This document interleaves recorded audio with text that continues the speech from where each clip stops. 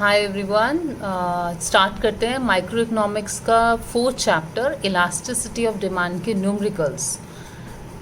Actually इस chapter में 4-5 तरह के क्वेश्चंस आते हैं जो न्यूमेरिकल्स होते हैं। उसमें से हम हर एक का एक एग्जाम्पल करेंगे। ओके, तो इलास्टिसिटी ऑफ डिमांड जो होती है जिसको हम ईडी भी बोलते हैं, राइट। अब ईडी जो फॉर्मूला है उसको निकालने के लिए उसको हमारे पास दो तरह से निकाल सकते हैं। एक तो है परसेंटेज मेथड और एक है प्रोपोर्शनेट मेथड भी बोलते हैं। ओके, तो जो क्वेश्चन आएगा उसके अकॉर्डिंगली हम लोग उसको सॉल्व करते हैं। तो देखिए, पहला क्वेश्चन जो जिस टाइप का आता है, calculation of elasticity of demand निकालनी है हमें।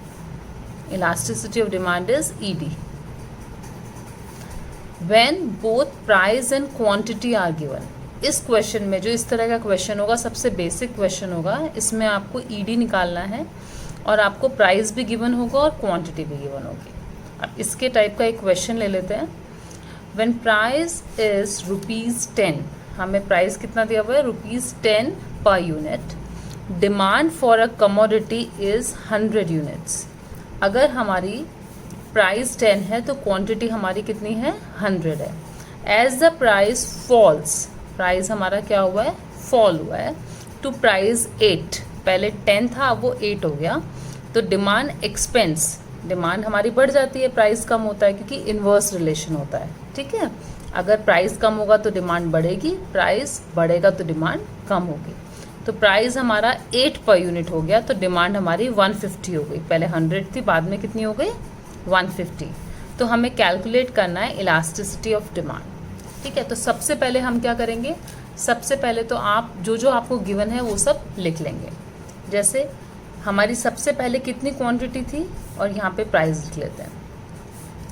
तो 100 क्वांटिटी पहले वो ले रहा था कितने प्राइस पे? जब प्राइस 10 थे। ठीक है, ₹10 प्राइस थे तो 100। उसके बाद प्राइस हमारा कम हो गया, ₹8 हो गया, फॉल हुआ ना। तो हमारी क्वांटिटी कितनी उसने बढ़ा ली डिमांड की। ओके, तो अब ये चीज़ हमें गिवन है और हमें ईडी जो है वो निकालना है। तो सबसे पहली चीज़ जो आपको पता करनी है वो तो ये है, एक तो आपको फॉर्मूला पता होना चाहिए कि हमारा ईडी का फॉर्मूला क्या होता है, ईडी कैसे निकालते हैं, इलास्टिसिटी ऑफ डिमांड। उसका फॉर्मूला हमारा होता है percentage change in quantity demanded divide by percentage change in price। ठीक है, जिसको हम, और दूसरा ये होता है delta Q upon delta P multiply by P by Q। Delta Q क्या है? हमारा जितना चेंज हुआ क्वांटिटी में, और डेल्टा P जितना प्राइस में चेंज हुआ। ठीक है, और P और Q हमारे ओरिजिनल प्राइस जो हैं, दोनों चीज़ें। ठीक है, तो अब हमारा Q हमें पता है पुराना कितना था, इतना, P इतना था। ओके, तो अब हम क्या करेंगे? हमारा डेल्टा Q निकाल लेंगे। डेल्टा Q कितना है? कितना चेंज आया क्वांटिटी में? पहले 100 थी, बाद में कितनी क्वांटिटी डिमांड करी? 150। तो हमारी 50 का चेंज आया। दिस 50 इज पॉजिटिव, बढ़ा है ना हमारा क्वांटिटी, पहले 100 से 150, तो दिस इज +50। और डेल्टा P कितना हुआ हमारा? -2। 10 से 8 प्राइस आ गया, कम हो गया, तो दिस इज -2। ठीक है, अब ये डेल्टा Q और डेल्टा P आ गया। अब हम अपने फॉर्मूले में लिख देंगे। फॉर्मूला क्या है हमारा? Delta Q by delta P multiply by P by Q। तो डेल्टा Q कितना है हमारा? 50। Delta P is -2। P is original price, जो सबसे पहला प्राइस था वो है 10, और ओरिजिनल क्वांटिटी इज 100। ठीक है, अब आप इसे सॉल्व कर लो। ये कट गया, ये भी कट गया। ठीक है, तो हमारा आंसर कितना आ गया? इसको इससे डिवाइड करेंगे तो -2.5। तो -2.5 क्या है? हमारी इलास्टिसिटी है, ईडी, इलास्टिसिटी ऑफ डिमांड। और इसको हम बोलेंगे, अब ये जो माइनस साइन है इसको हम इग्नोर कर देते हैं। ठीक है, तो हम इसको नहीं लेते हैं। तो हमारा एक तरह से अगर 2.5 देखेंगे तो this 2.5 is more than 1 and if your ED is more than 1, अगर आपका जो आंसर आता है ईडी का अगर वो मोर देन 1 है तो इसको बोलेंगे हम हाईली इलास्टिक। क्लियर? ओके, चलिए अब हम करते हैं नेक्स्ट टाइप का क्वेश्चन। ओके बच्चे, अभी नेक्स्ट टाइप के क्वेश्चंस जो आते हैं वो आएगा calculation of price and quantity. इससे पहले क्वेश्चन में हमें प्राइस और क्वांटिटी दोनों दिया हुआ था और हमें इलास्टिसिटी ऑफ डिमांड निकालना था। एक तरह का क्वेश्चन आ सकता है जिसमें आपको प्राइस और क्वांटिटी निकालना होगा, इनमें से कोई भी एक चीज़ निकालनी होगी और elasticity of demand is given, यानी ईडी आपको दिया होगा। ठीक है, अब उसके टाइप का क्वेश्चन देख लेते हैं। The market demand for a good at ₹4 per unit, ₹4 per unit पे डिमांड कितनी है? 100 units. Okay, due to increase in price, price अगर बढ़ गए, पहले 4 पर यूनिट थे अभी वो इंक्रीज हो गए, increase. The market demand falls to 75 units, अगर आपके प्राइस बढ़ेंगे तो आपकी डिमांड क्या कम हो गई, पहले 100 थी फिर 75 हो गई। ठीक है, find out the new price, हमें न्यू प्राइस नहीं पता, हमें पता है कि प्राइस बढ़ गए हैं but we don't know the new price, वो हमें फाइंड आउट करना है। If price elasticity of demand, अगर ईडी जो है हमारी इलास्टिसिटी ऑफ डिमांड हमारी -1 है। ओके, तो अब हम फिर से वही करेंगे, पहले हम क्वांटिटी लिखते हैं एंड देन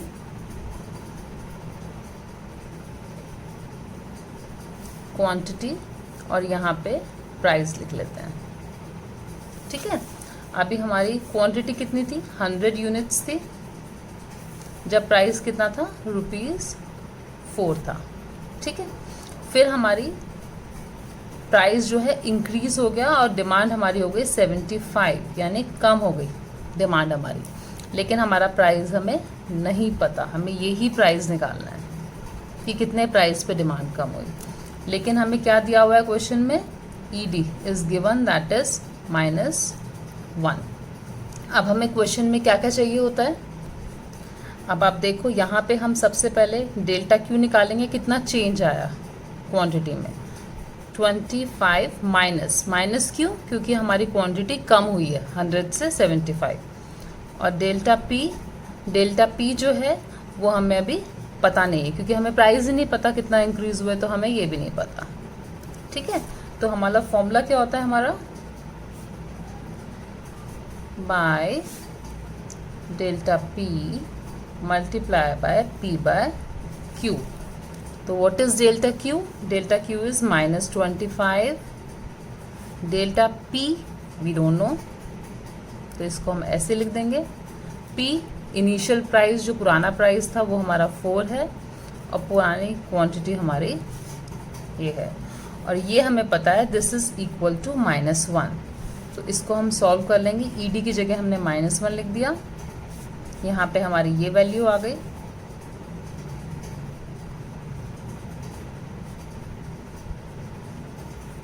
अब आप इसको इससे काटोगे, 4 से कट गया। ठीक है, 4 से ये कट गया आपका। ठीक है, और माइनस से माइनस भी आपका कैंसिल हो जाएगा, तो आपकी वैल्यू क्या आ जाएगी? डेल्टा पी को अगर मैं वहाँ सॉल्व करूँ इस पूरे को, तो हमारे डेल्टा पी की वैल्यू आ गई ₹1। आई होप आपको क्लियर हो गया। ठीक है, तो डेल्टा पी हमारा कितना आ गया? 1। इसका मतलब प्राइस हमारा कितना बड़ा था? 5। 4 प्राइस था, उसमें 1 इंक्रीज हो गया, तो हमारा 5 बढ़ा था। ठीक है, तो this is our new price जो हमें निकालना था क्वेश्चन में। आई होप आपको क्लियर है क्वेश्चन ये। अब हम नेक्स्ट टाइप का क्वेश्चन करते हैं। ओके, अभी नेक्स्ट क्वेश्चन है the demand for a good at ₹10 per unit.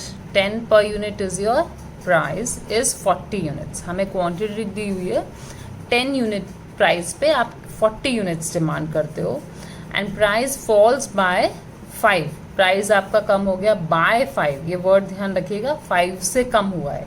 ठीक है, if price elasticity of demand is -3, this is also given, then calculate the new quantity demanded. इससे पहले क्वेश्चन में हमने क्या निकाला? प्राइस निकाला था, जो हमें नहीं दिया हुआ था न्यू प्राइस। इस क्वेश्चन में हमें न्यू क्वांटिटी डिमांडेड निकाल लिए हैं। ठीक है, तो फिर से हम सेम वैसे करेंगे। सबसे पहले क्वांटिटी एंड देन प्राइस। ठीक है, कितना प्राइस था, 10 प्राइस पे हम कितनी क्वांटिटी डिमांड कर रहे थे, 40 यूनिट्स। ठीक है, उसके बाद प्राइस हमारा कम हो गया बाय 5, 5 रुपये से कम हो गया। 10 था पहले, तो 5 कम हुआ तो 5 रुपीज़ आया। ठीक है, तो दिस इज 5, तो डेल्टा पी कितना हो गया, -5, 5 रुपीज़ से कम हुआ है तो। ठीक है, क्वांटिटी हमारी हमें निकालनी है, पता नहीं क्वांटिटी हमारी, प्राइस कम हुआ है तो क्वांटिटी ऑफकोर्स हमारी बढ़ गई होगी, लेकिन वी डोंट नो दैट, ये नहीं पता, तो हमें डेल्टा क्यू भी नहीं पता, हमें ये दोनों चीज़ें निकालनी है। ठीक है, तो फिर से हम क्या करेंगे, ईडी हमें क्वेश्चन में दिया हुआ है, दैट इज -3। अब फॉर्मूला लगा दीजिए आप फिर से।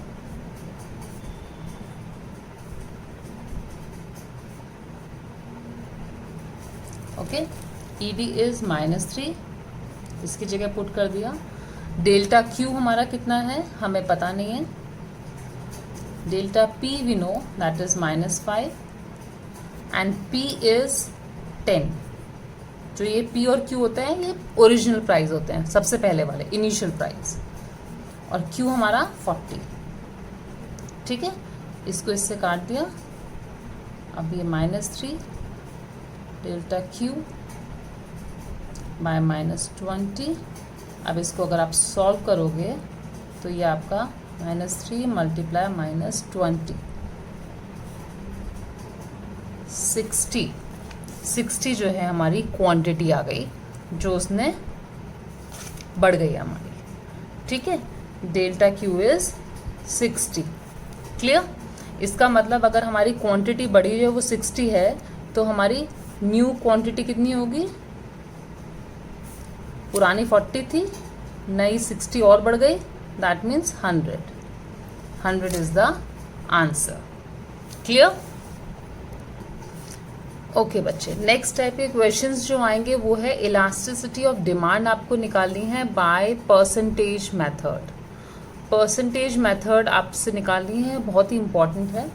आपको पता है परसेंटेज मेथड्स में क्या करते हैं, पहले क्वेश्चन पढ़ लेते हैं। Calculate the price elasticity of demand, यानी ईडी आपको निकालना है for a commodity when it's price increases bye. Price हमें इंक्रीज का क्या दिया हुआ है, परसेंटेज दिया हुआ है, हमें मेथड भी परसेंटेज मेथड निकालना है। Price increases by 25% and quantity demanded falls from 150 to 120। मतलब प्राइस किस परसेंटेज से इंक्रीज हुआ हमें दिया हुआ है, दैट इज 25%, लेकिन जो क्वांटिटी हमारी कम हुई है, प्राइस बढ़ा तो ऑफकोर्स हमारी डिमांड कम हुई होगी, तो क्वांटिटी डिमांडेड जो थी वो कम हो गई, फॉल हुई है, वो 150 से 120, but this percentage is not given. ठीक है, तो हमें इस परसेंटेज मेथड से ईडी निकालना है। अब पहले तो हम देखेंगे कि परसेंटेज मेथड से ईडी कैसे निकलता है। ED is elasticity of demand, that is percentage change in quantity demanded divide by percentage change in price. ठीक है, अब percentage change in quantity demanded ये कैसे निकलता है, ऊपर वाला, इसके लिए मैं बता रही हूँ। इसका फॉर्मूला होता है क्वांटिटी, पहले हम इसको निकाल लेते हैं, चलिए अलग से निकालते हैं। Percentage change in quantity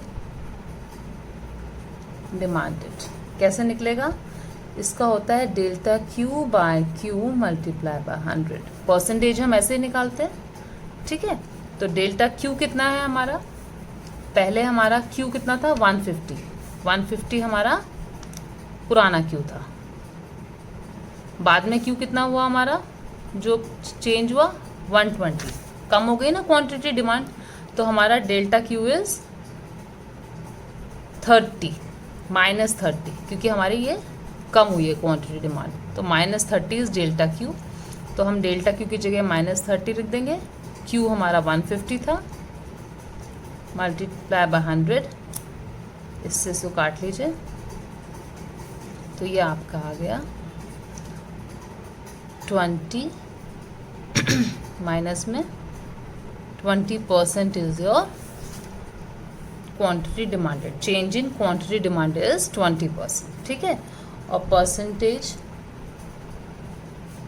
change in price हमें ऑलरेडी दिया हुआ है, वो है हमारा 25%, ठीक है। बस हम फॉर्मूले में फिट कर देंगे, ED इज इक्वल टू कितना, percentage change in quantity demanded that is 20%, और percentage change in price is 25%, and that is given in question.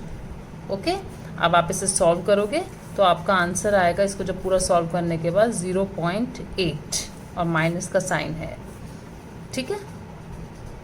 तो this is your answer ED, and this 0.8 is less than 1।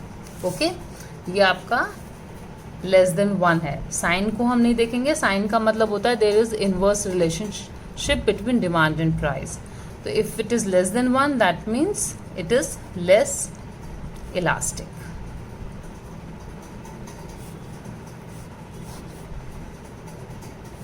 Okay, clear? Okay बच्चे, अभी last type का question जो आ सकता है वो है calculation of elasticity of demand when total expenditure is given. आप क्वेश्चन में टोटल एक्सपेंडिचर दिया होगा और फिर आपको ED निकालना है। जैसे क्वेश्चन है calculate price elasticity of demand if price is 5 then total expenditure is 500, और अगर प्राइस आपका 6 होता है, बढ़ गया होता है 6, तो एक्सपेंडिचर आपका 420 है। तो अब इससे आपको ED निकालना है। तो कैसे निकालेंगे? पहले तो आप ये देखो कि हमें ED निकालने के लिए क्या चाहिए होता है, प्राइस चाहिए होते हैं, क्वांटिटी चाहिए होती है, और फिर डेल्टा P और डेल्टा Q, ठीक है। तो उसके लिए हमें Q तो हमें दिया ही नहीं हुआ क्वांटिटी डिमांडेड, तो वो हमें निकालनी पड़ेगी। तो यहाँ पे हम क्वांटिटी निकालेंगे। अब आप सोचो कि जो हमारा खर्चा होता है वो क्या होता है, that is P into Q, है ना। P इंटू Q होता है हमारा एक्सपेंडिचर जो होता है। अब अगर हमें P दिया हुआ है, ये दिया हुआ है, तो Q कैसे निकलेगा? Q हमारा होगा एक्सपेंडिचर डिवाइड बाय P, ठीक है। तो एक्सपेंडिचर को मैं डिवाइड कर दूंगी P से, तो मेरा Q निकल जाएगा। तो अगर मेरा एक्सपेंडिचर 500 था, इसको मैं डिवाइड कर दूँ 5 से, तो मेरा 100 इज क्वांटिटी। पुरानी क्वांटिटी कितनी निकली? 100। फिर सेकंड निकालने के लिए 420 मेरा एक्सपेंडिचर है खर्चा, उसको मैं प्राइस से डिवाइड कर दूंगी, तो मेरा ये आ जाएगा कितना? 70, ठीक है। अब मेरा ये निकल गया है, तो मैं डेल्टा P भी निकाल सकती हूँ। पहले 5 था, फिर 6 हुआ, प्राइस मेरा इंक्रीज हुआ, दैट इज 1, ओके। और डेल्टा Q पहले 100 थी क्वांटिटी डिमांडेड, फिर 70 हो गई, दैट मीन्स ये मेरी -30 हो गई, and because there is fall in quantity demanded, okay, -30। अब इन वैल्यूज़ को हम पुट कर देंगे। ED का फॉर्मूला क्या होता है? Delta Q by delta P multiply by P by Q। Delta Q कितना है हमारा? -30, delta P 1, initial P is 5 and expenditure is 500, clear? Sorry, 100, okay, this is our quantity ना, 100। अब इसको हम सॉल्व कर लेंगे, तो ये हमारा आ गया -1.5। ED is -1.5, minus means there is inverse relation between price and demand, or 1.5 is more than 1, that means it is highly elastic। I hope आपको समझ आ गया बेटा। इसी टाइप के क्वेश्चंस आपके न्यूमेरिकल्स इस चैप्टर में आएंगे, और इसी टाइप के क्वेश्चंस आप प्रैक्टिस करिए, और इससे ज़्यादा और कोई वैरायटीज़ में नहीं है। और फिर भी अगर आपको कोई डाउट आता है तो आप कमेंट बॉक्स में मुझे लिख सकते हैं। Thank you so much for watching my video. Bye.